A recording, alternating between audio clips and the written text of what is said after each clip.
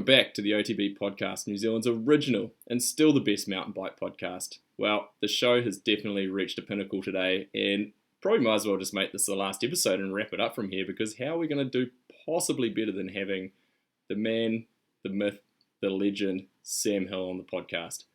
5-time World Cup downhill champ, 3-time EWS champ, a guy who just absolutely changed the sport of downhill as we knew it in the mid-2000s. There's no point even trying to deny it. I'm a massive Sam Hill fanboy. Always have been, always will be. What he did to the sport was incredible. I mean, I started running flat pedals, wore pants, like probably a lot of you did. So it was an absolute honour to catch up with Sam today, get to chat to him about what he's been up to this year, talk about some legacy items of the sport, you know, back in those early 2000s days, and more importantly, talk about what he's got going on now with his new business venture he's just launched. So sit back, relax, and enjoy the pod.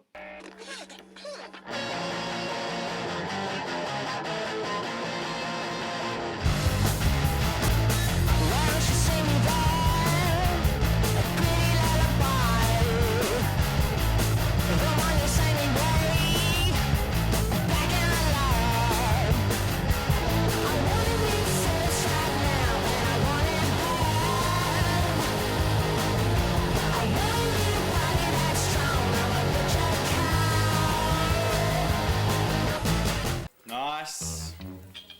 Very nice. Front and back. Leader's garment. Quite happy. It's alright, isn't it? Looks pretty good in that bad boy. Excellent, I think the word you're looking for is... Look at that thing. Looks beautiful, doesn't it? Beautiful. Now, only if you're ready for this. All right, Sam Hill. I didn't think this day would ever come, but welcome to the OTB podcast, mate. Great to have you here. Yeah, thanks for having me on. It's definitely an honour for us. I mean, myself, I was a couple of years younger than you, so I grew up pretty much in your wake of destruction of the World Cup downhill series and trying to follow, but not even anywhere close in your footsteps. So yeah, it's definitely pretty cool to have you on. Yeah, I appreciate it. So, yeah, lots of good memories from racing back in the day, and obviously the Aussies and the New Zealand guys. We had a good bunch of crew that were all trying to make it in the World Cups, and so I think you and I are on a different level of trying to make it at the World Cups, but it's that's good. We're both there, so I'm happy with that. Yeah, we're all chasing the dream. Yeah. So. Hey, so I thought we'd dive a little bit into what you've been up to, really. Obviously, the chain reaction, Wiggle kind of bankruptcy, insolvency, whatever it was,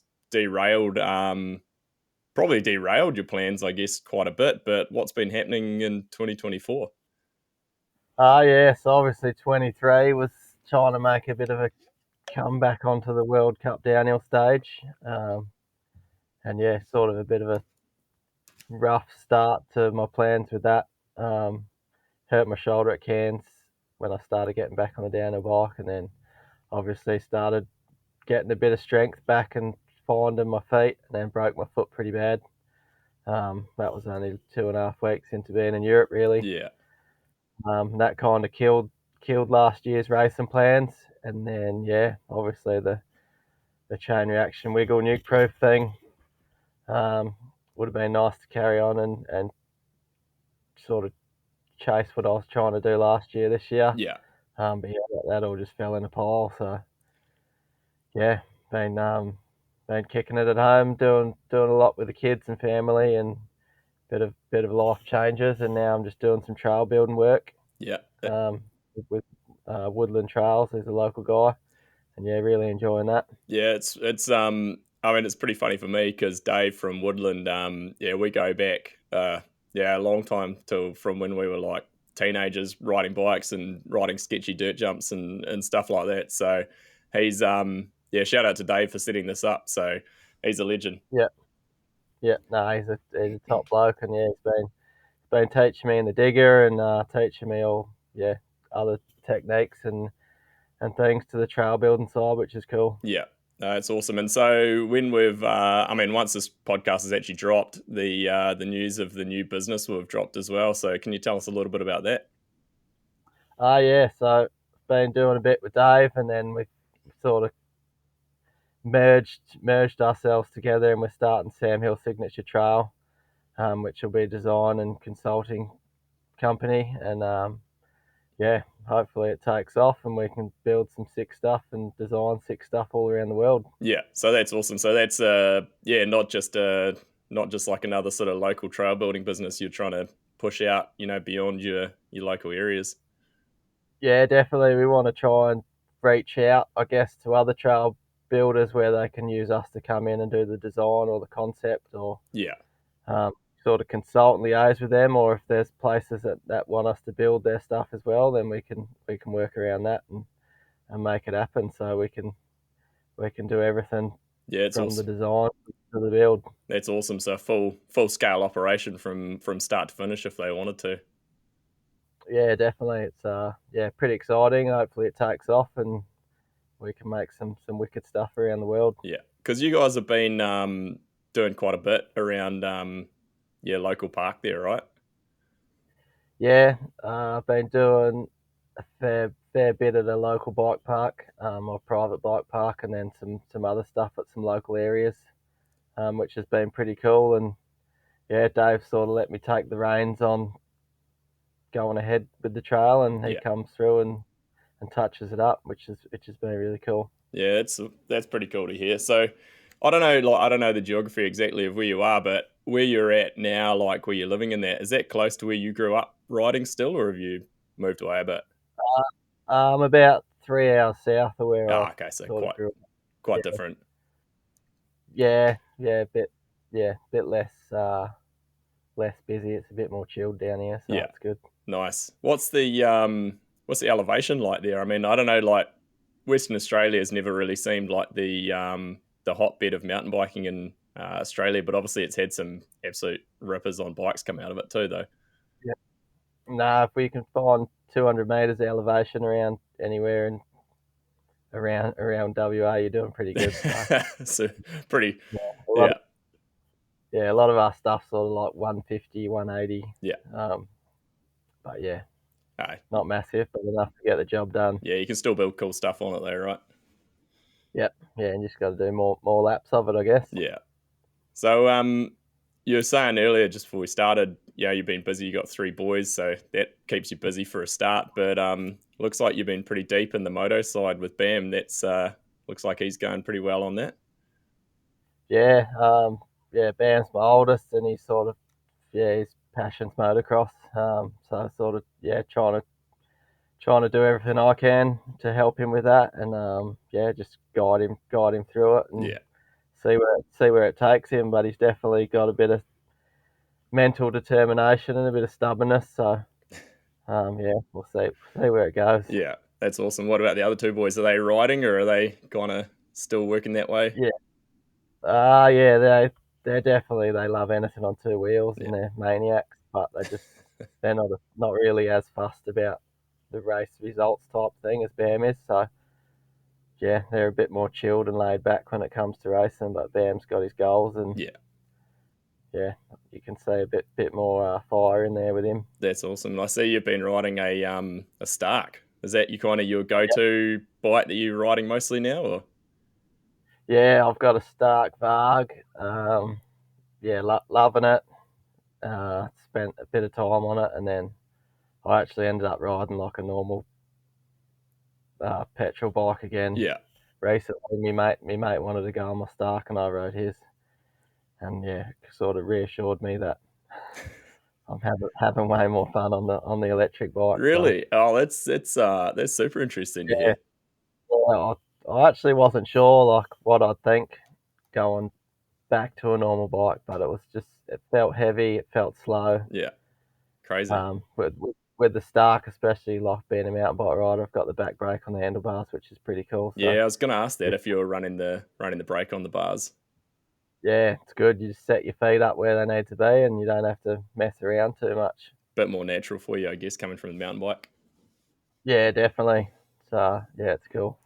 Hey, so we saw, getting back onto the mountain bike topic, which probably most Yeah, people listening will be more interested in, but we saw Paigey and you launch the Foes project this year, which, a little yeah, bit of a near and dear to my heart. Rode for Brent back in 2006, lived in his attic of his house for a summer, boiling hot in yeah, Pasadena. So, yeah. yeah, how did that all come about? Was that kind of a Paigey led thing? It's a bit of both of us. After Nuke Proof and that, we're trying to find something that could enable us to go racing again. Something that we could build and work with and sort of grow. But yeah, it's still in the still in the stages of happening, but it's didn't really take off.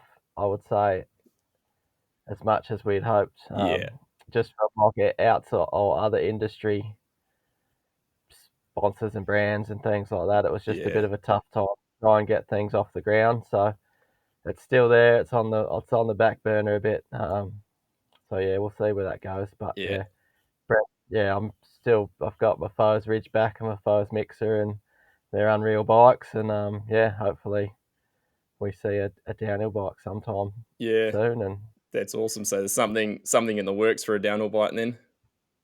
yeah, I think Brent's still working on it. We're hoping to have it earlier this year to go Yeah. do some trips, testing and stuff like that. But yeah, just the things are taking a bit longer than planned, I guess. So yeah, whether or not, yeah, we'll see what happens with that side of things and where it goes racing in the future. Yeah, it's a bit of a shit time out there in the bike industry at the moment. So Yeah, yeah, it's sad, man. Like you say, all these top teams yeah, pulling the pin on going racing, and the cost of just running a race team, and everyone's trying to make it bigger and fancier, possibly than what it needs to be. well, the Um, rumor I just heard this week is that I don't know how much you've been following it, but obviously there's this whole new theory, the idea around this reform of racing and everything going next year. Apparently, an elite team in the World Cup is going to cost them €80,000 just to be registered as an elite team. So, I mean, for a lot of yeah, people at the moment, that's a massive blow to their budget. yeah. Well, you've been around it. There was no back in the day. We didn't have massive trucks and Nah, semis and people cooking your food and massage people on your teams and stuff. yeah. It was yeah. You had bikes wedged in a van and a couple of easy up tents and um, And you rode the but same yeah, bike for the whole season. like the sport's growing, it's changing.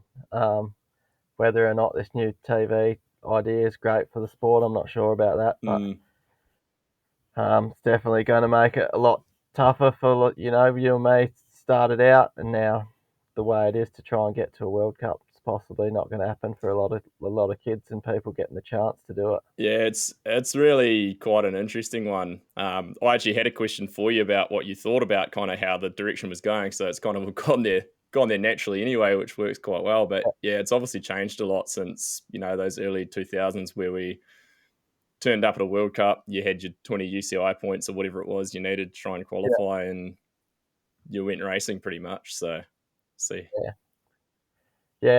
yeah. It's a tough one. I can see the direction of where they want to take the sport, but I'm not sure that it is like it's not Formula One, it's not MotoGP, no. it's mountain biking. It's still a grassroots sport for the majority of people. I think it's always gonna be as well. Like we're pretty niche. Like Formula One, like it's a bit of a stretch, but just about everyone drives a car, so you can still sort of appreciate that, even if you just pay no attention to it. But yeah, Yeah, it's like mountain bike racing for some people. If they sit and watch, you know, the World Cup or World Champs or whatever just gone, they can't appreciate the level of skill or anything it takes. Like especially Ludenville in the wets, like no one has yeah, a casual fan has no idea. yeah. Nah, it'll be interesting to see where it goes moving forward, and yeah, if it is a positive for the sport or if it hurts more teams and more riders. Um, but yeah, hopefully it. The one Uh, thing I think could come out of it as a positive is a pushback into like that US race scene and that seems to be growing. Like more people heading back to race in the US. Maybe some of those like second tier Europe series like the IXS Cups and that getting bigger. So I think there could potentially be some positives on that side to grow racing a bit more globally Yeah, again. yeah, definitely. It's awesome to see that Monster Cup sort of picking up in the US Yeah, with their national series, and yeah, it'd be great to see some of these other series give sort of the up and comers the opportunity, and also the World Cup guys other race series to go and train on and compete in.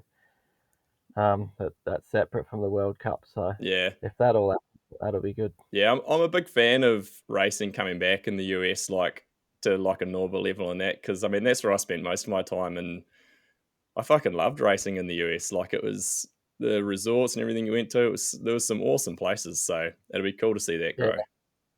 yeah. Still a lot of my favourite tracks and races that I've been to and done are like some of those old Norber events. So Yeah, they've got so much cool land over there and resorts, like you're saying, and such great places to hold mountain bike events. So yeah, it'd be wicked to see all that come back and thrive. actually, that's a good question. Have you got a favorite? Like, is there an all-time favorite venue or track or anything for you that stands out? Ah, I feel like I have to say Schladming, don't I? I was like, that was what was in my mind, but Yeah, I don't know. Even like I remember racing in Auburn in Idaho. yeah, That was dusty and rocky and gnarly. That was sick. Durango in America. yeah, That was unreal. Like there's been so many good ones. yeah. I always But yeah, enjoyed those far. real dusty, rocky ones as well. Like, I don't know, that Yeah, was where I was in my element.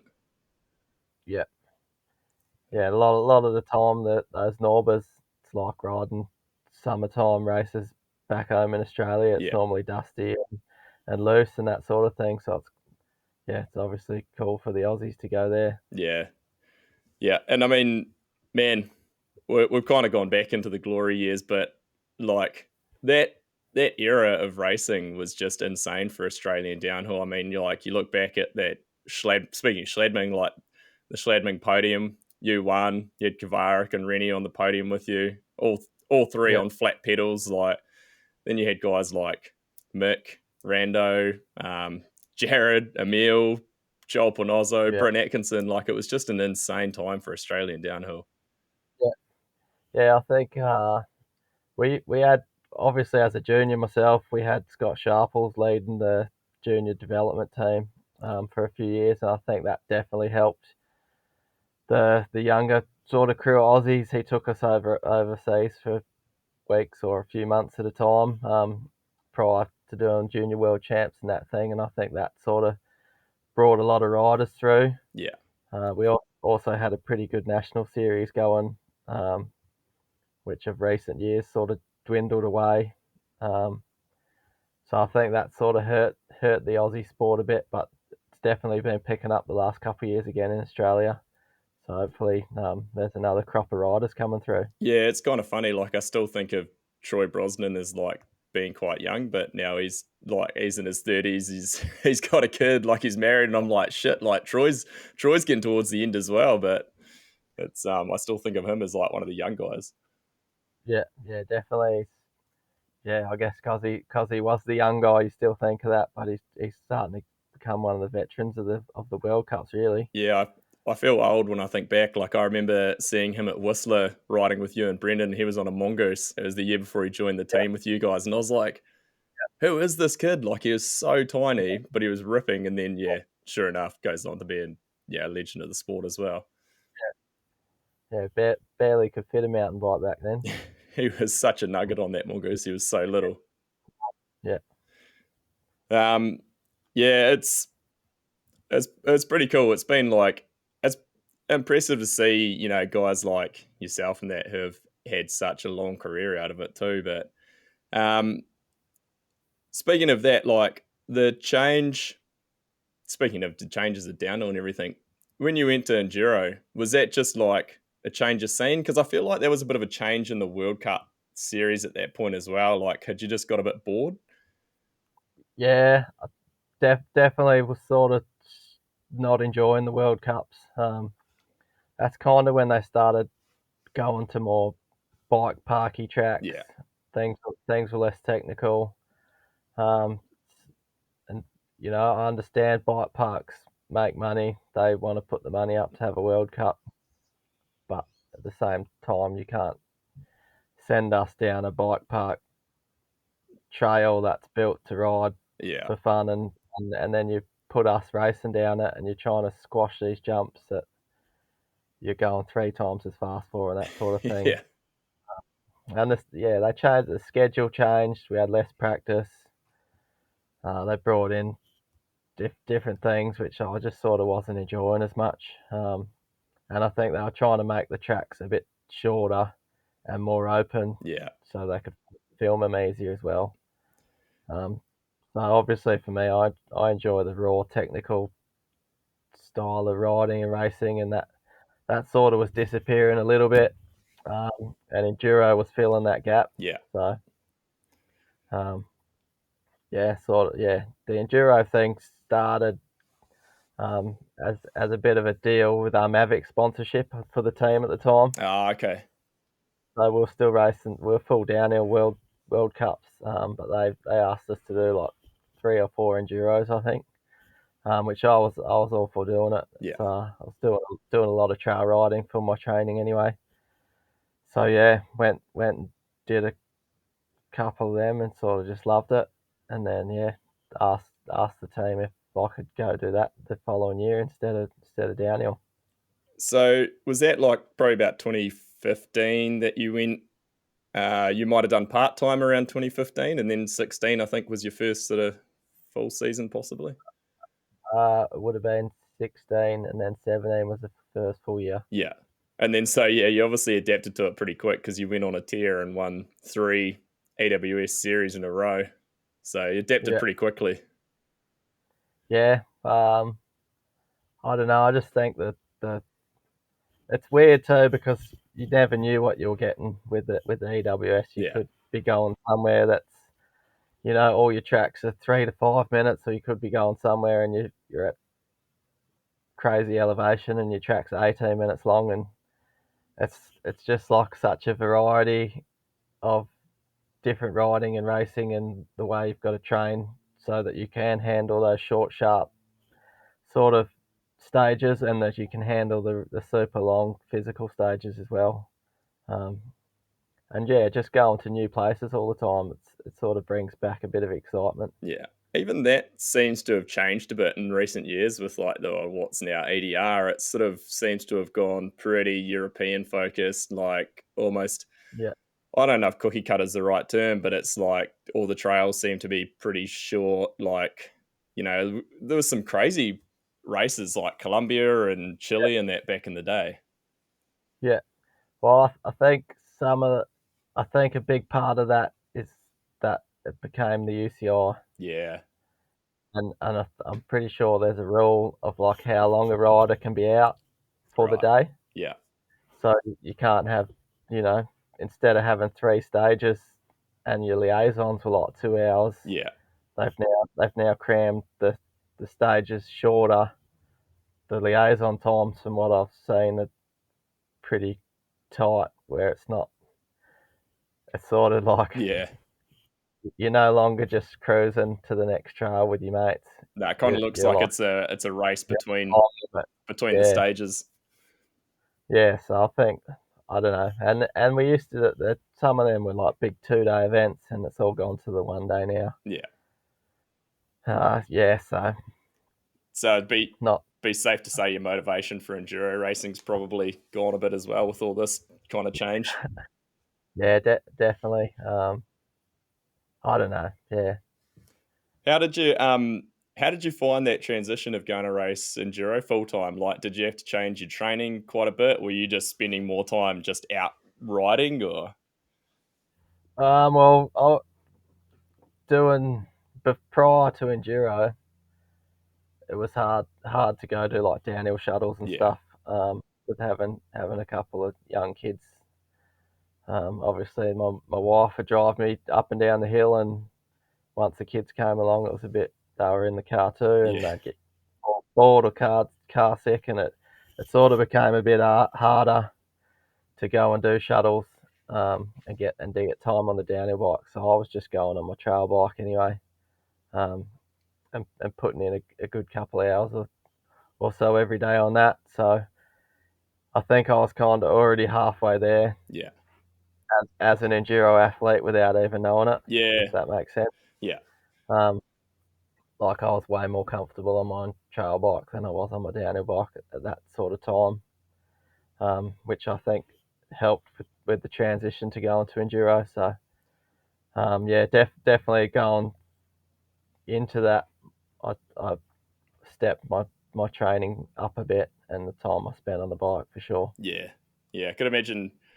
I mean, you can tell me if I'm wrong, but I can't imagine you're a big big guy on specifics. Like I can't imagine you're following like a daily training plan and going out and doing like some specific intervals and things like that. I imagine you're probably more of just getting out and riding and hitting some turns kind of person.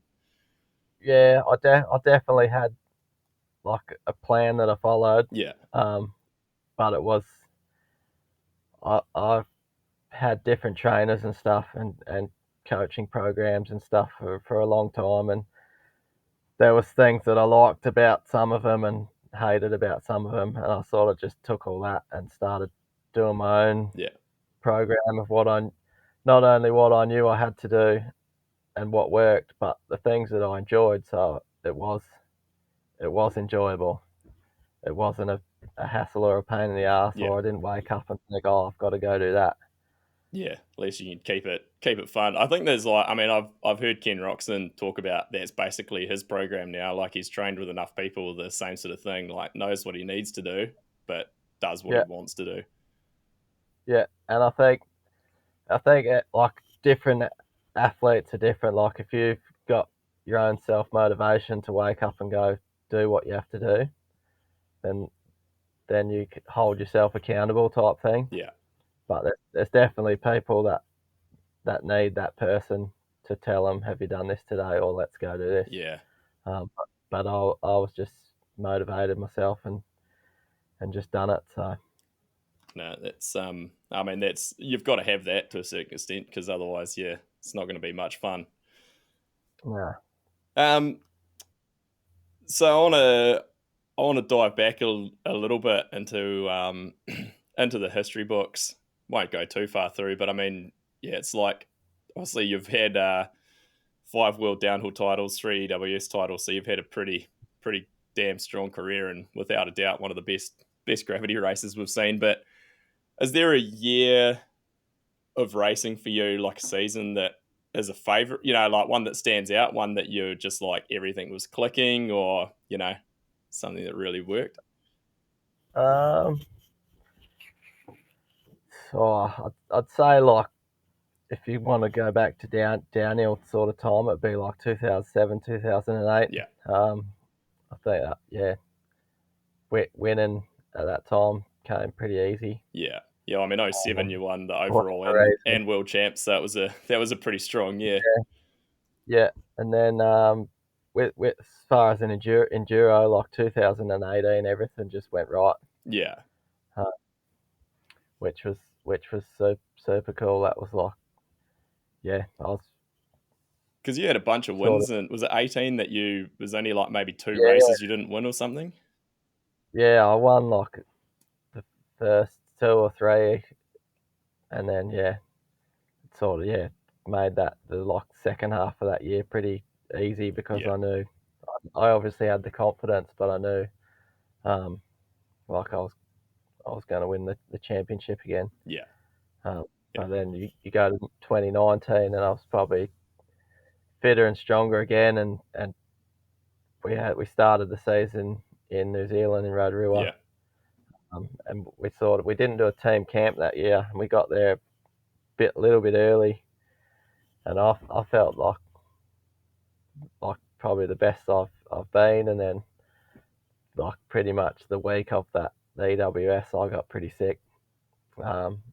Raced through it, that made me like even worse for Tasmania the following week, and yeah, I was on the back foot hard. and I don't even know what I had, but it took me a long time to get over that, and then I come good at the second half of the season pretty much. But yeah, that championship come all down to the last round and the last stage of the day. Oh wow, is that close? Yeah, I think it was with Florian Nikolai. Yeah, I think I had to win if he got like top four or something, or he had to get fourth or worse. yeah, And I don't think I was winning, but he was back a couple of spots. And then the Queen stage was the last stage, which offered like a bonus 40 points or yeah. something. And yeah, I won the Queen stage, just got the job done. So Man, yeah. So it's kind of almost the opposite in 2019. You were yeah, scraping it down to the wire. yeah, but yeah, you can't have easy championships. So Yeah. What was your favorite downhill bike of all your years racing? Is there one that like a standout? um, my 2014 Nuke Proof was unreal. Yeah, Um, and yeah, other than that, I'd say my iron horses in 07, 08. yeah. And my specialised in that 2009 was actually a really good bike too. Oh, I see. Yeah, your first year on Specialized. Yeah, that was like the original Demo 8, but we had like custom geometry and stuff Yeah, on ours. yeah. You guys had But some good looking bikes that year. I remember them just like they looked dialed. yeah, yeah. Because I think when I signed for Specialized, the downhill bike was pretty. I don't even know if it was a downhill race bike, but it was a bit more sort of Yeah, not what people would have chosen to go and buy or race. it was still in that bit of a transition period of it almost being a bit of a free ride bike. I think like and Yeah, I think that's kind of more what it was. But yeah, that ended up being really good because when we went and met with them before signing the contract and stuff, yeah, they were super open to changing things and seeing what we needed. And yeah, they nailed it with that bike that year. yeah, yeah. I mean, like obviously that Iron Horse era was like man that was just an era in the sport. Like that bike, flat pedals, Yeah, pants, everything like kind of came around. You know, in those days, I was yeah on Iron Horse in '07 and '08, so I was kind of following that similar trend. We obviously saw you guys just dominating on them, and then it was like everyone just wanted to get on them. It was pretty funny at that point.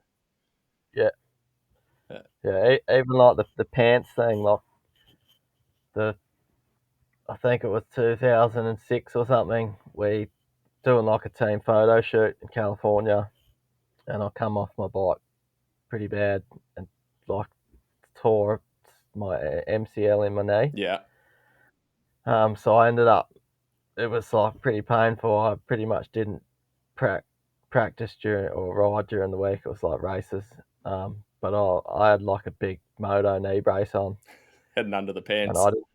I didn't want anyone to know, so I just started wearing pants. And then a year or two later, no one wears shorts anymore, do they? Yeah, I tried to bring back shorts. I rode in shorts at one of our national downhill rounds last year, and then Yeah. one of the commissaires told me that it was actually against the rules, so I had to go put pants Oh, back on. really? Yeah, No, uh, that's a bit crazy. how times changed.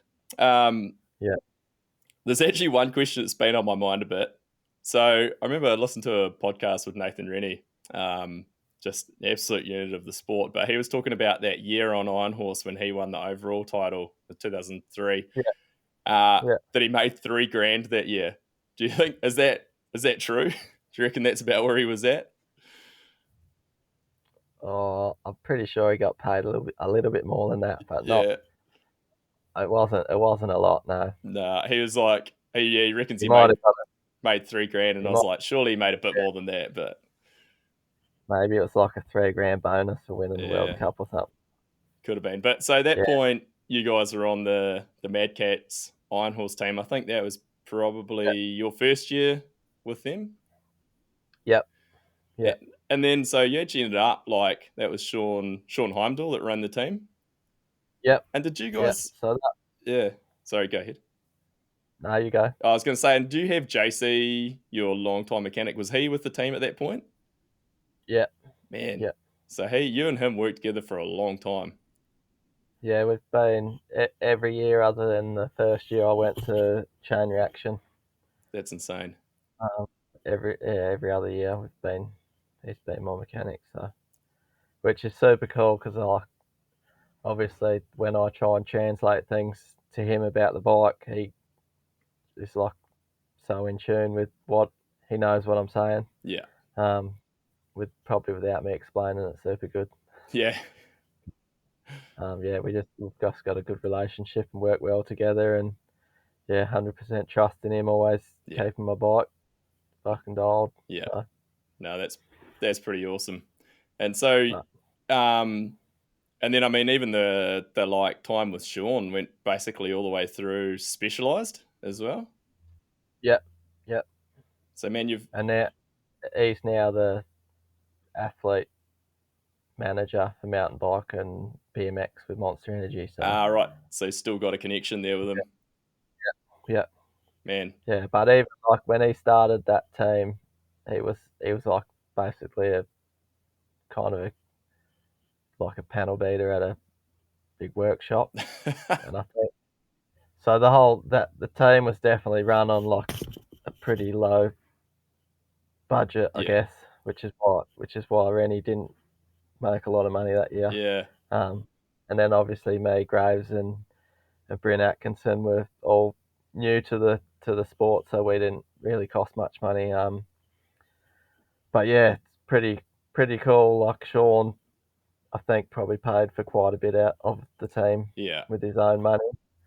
Um, and I remember like he took like he must have taken like 3 months leave from work or something, Just to go and then racing. yeah, and the team was going good, and then he just never went back. Oh no way. So that was it. Like took leave and then just never went back again.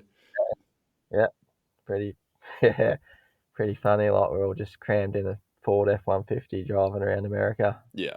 chasing the dream. So That was I mean that was such a cool way to start racing though, I think as well, because it was kind of a lot of what I did. Like I think I've driven from the west to the east coast in the US like I don't know 4 or 5 times. You know, it's like yeah, it's a long ass time, but you just did it to go to races and it was a yeah, good time.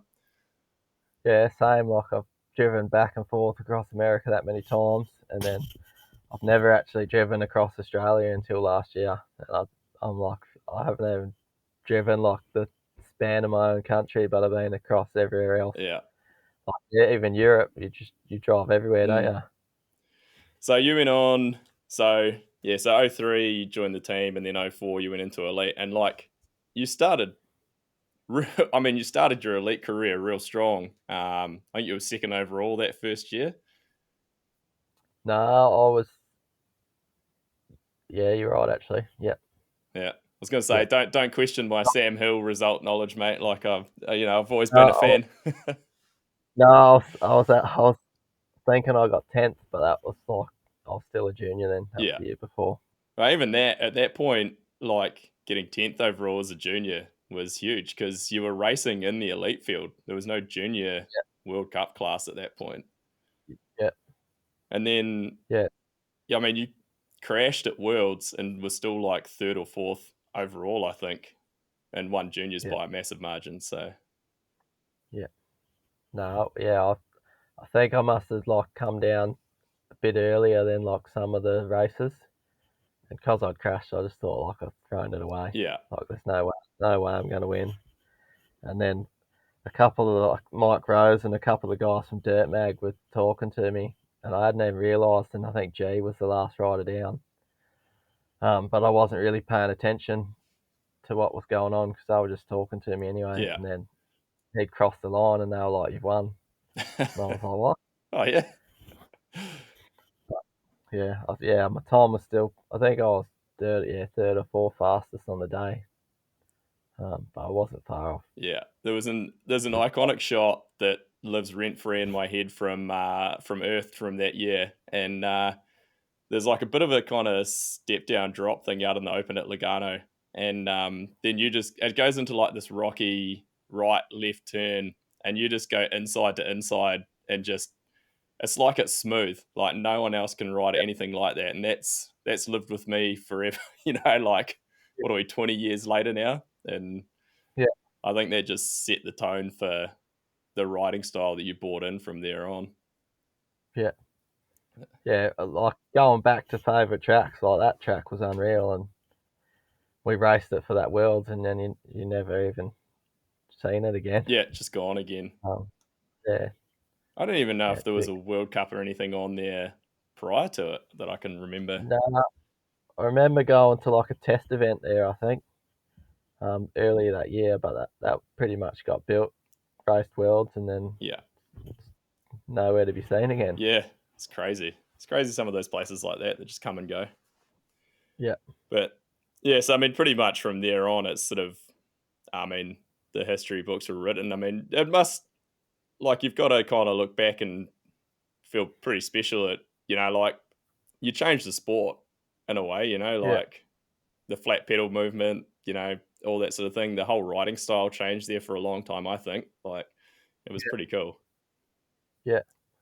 Nah, definitely. It's like as a kid when I started mountain biking, I'd come home from school, I'd throw a video on, and you'd watch Cedric Gracia and Yeah. Steve Pete and Nico Vulio, and then yeah, I'd have something to eat, and then I'd be out on my mountain bike till it was dark. You never sort of like imagined it would turn into like a 20-year career where you win and won a lot of stuff. So Yeah. uh, yeah, it's cool to think about.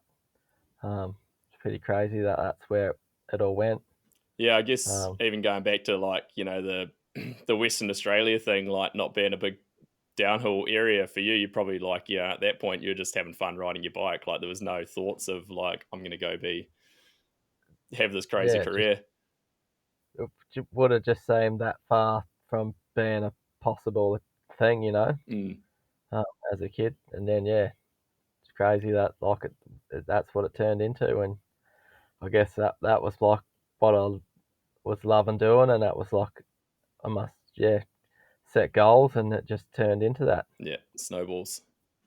Yeah, Um, the Yeah, it's like it's pretty awesome to see where that downhill side went. What we kind of touched on, um, where it's going now. Like, what do you think of the current state? Or like not the current state, but just the current level of the guys at the top. Like it's you look at the guys, Emery Perron, like Bruni, Loris just won world champs. Like the French are the French are extremely strong this year. Well, in the last few yeah, years anyway. But it seems like, I don't know, the level has just got insanely elevated in terms of yeah. what they're putting in and what they're doing.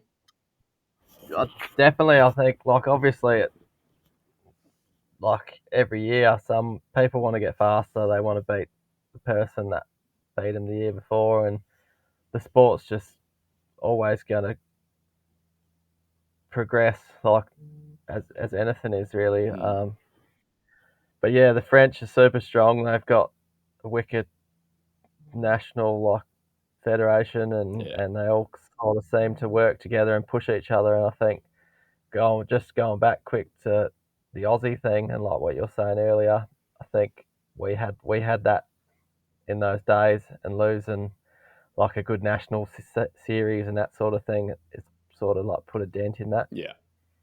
So I think yeah, It's I think having like a strong local race scene helps all those guys. Yeah, so I think we've seen pretty much a mirror image of it over here. Like our national series went from super strong, like all the Kiwi contenders for, World Cup guys were racing just about every weekend. And same sort of thing, like national series has dropped away. Like I think we've got 3 rounds next year, at the start, like Yeah, over summer. And not many people, like not many people show up, like the World Cup guys don't really turn up. They'll maybe come to one. And so it's sort of, yeah, that depth of competition, I think, just kind of gets lost a little bit. yeah, yeah, definitely. Like it's competition. Like if you got a lot of competition and people pushing you, you're going to rise to be the best you can be. Mm, If you don't have that, and then you just kind of yeah, there's no one feeding each other along and sort of helping develop those guys moving forward. Yeah. How much are you following the World Cup series and that sort of thing now? Like, are you watching the racing or just kind of catching results and Uh, well, when I was on I don't know.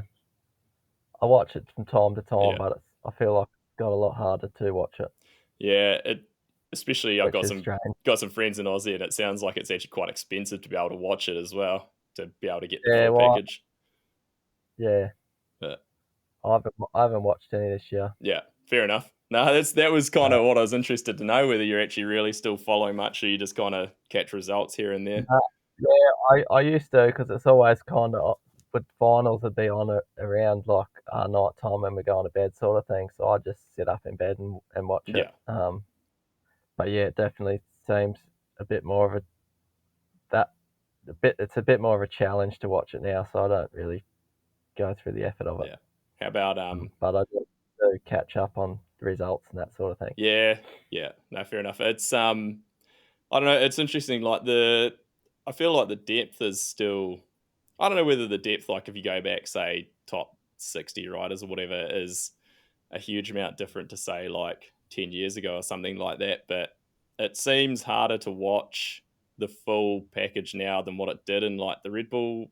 Not in terms of like logistics harder, but maybe interest. Like it's not as interesting to Yeah, watch the first kind of 15 or so riders. I don't. yeah. But I think with the semi-final, whatever they're doing as well, that you kind of get a result before you get the result. Yeah, Um, which like you don't want to sit through like all of that if that makes sense. yeah. You kind It's of a lot. you want to watch the finals and then that's your race. Yeah, Or me personally, anyway, that's what I would watch. But I don't want to watch one race run and then watch another race run. yeah, yeah. Like you're kind of watching the same thing twice. Yeah, I guess that was the joy of when it was just a qualifying run where you'd see some results, but you didn't really see much footage, and then you'd catch the finals, and it would actually be like quite exciting to see what everyone was doing. Yeah, yeah, definitely. It kind of makes me think too, like the ease of you just get footage jammed down your throat through Instagram and whatever these days as well. That like you've kind of seen a lot of it. That's what I feel Yeah, anyway. Till I get, and then you get to the racing, and you're still like, oh, I've seen people already like riding this and doing this line or whatever. yeah. I guess it's just way more like it's diluted down now. I Yeah, guess with how much is out there, and then yeah, if you do watch semi-finals, by the time finals comes, a bit of that excitement's sort of gone. yeah. Do you see yourself racing any more downhill? Uh, at a World Cup, probably not. Yeah, Um, maybe some Aussie stuff, but yeah, I don't know. We're gonna have to see what happens. yeah, I'd like to do some more stuff on the downhill bike, and if the US scene picks up a bit, and I can get over there for some races. But yeah, it's going to come down to sort of if I've got the support to go and do that. yeah, for sure. You're not going to go get like an old F-250 van and drive across the country or anything. Uh, I'm not going to fly over there by myself with a cardboard box and a bike and go chase a dream like I did 20 years ago. Roll out of LAX with no idea what you're doing. Yeah, but nah, yeah, definitely. I'd like to do a bit of downhill stuff Yeah, and yeah, local stuff and maybe some Aussie stuff but yeah, it's all up in the air. We'll see what happens. yeah, fair enough. I got a couple more questions. First one is any more got any future plans for a Palooza to come back? Um, probably not. I've got a mate who was supposed to go to. I don't know whether you had more than one, but he still regrets it to this day. Every now and then he'll be like, "I just should have gone." He's like, "I can't believe I didn't go." Yeah, we had two, and the second one escalated a bit, where I had to sort of shut it down for the foreseeable future.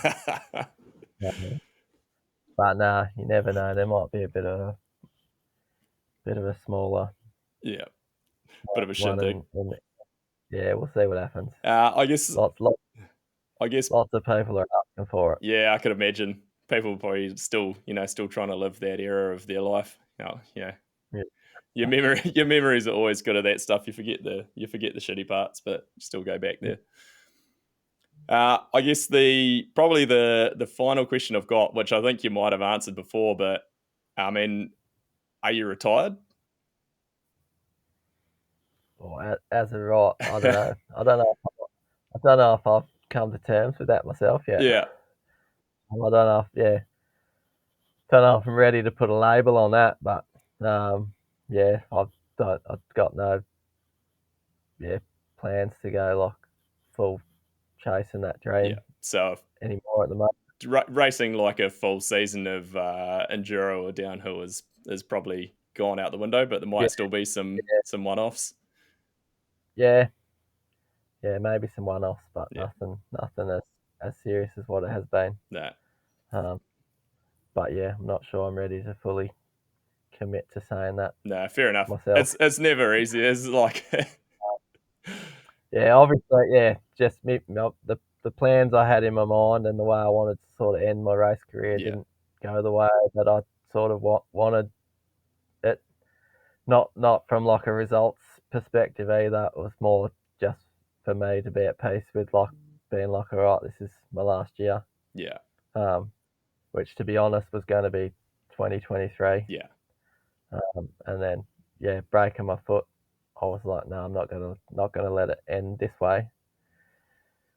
And then just more obstacles in the way of the universe, maybe saying, it is not happening.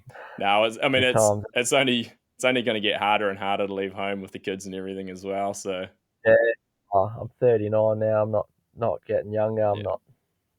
Things are definitely going to be more challenging if I was to try and come back to a full season. And that's kind of where we were hoping the Foes project would go this year, was to sort of be a year of building and preparing and getting everything in line so we could come in swinging next year.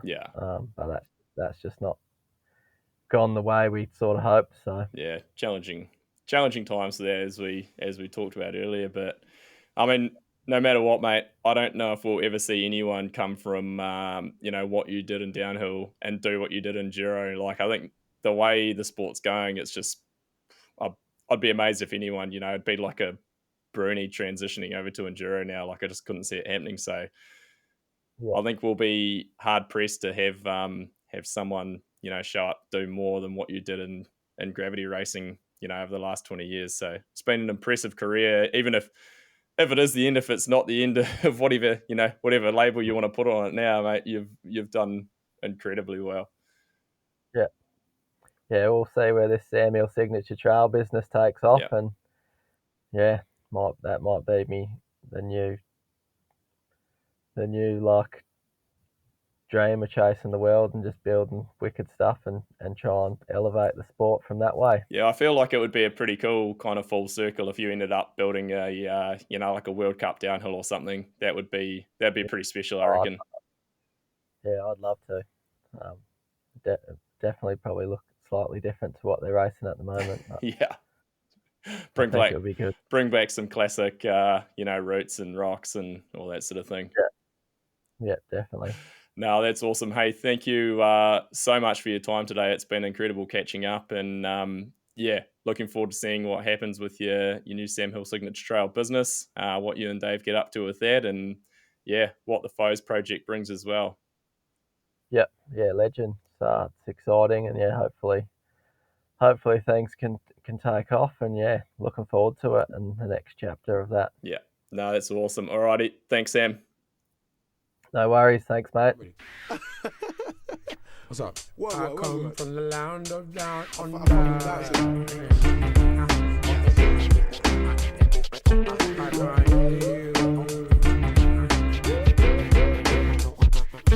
can't hear you. What was that? I can't hear you.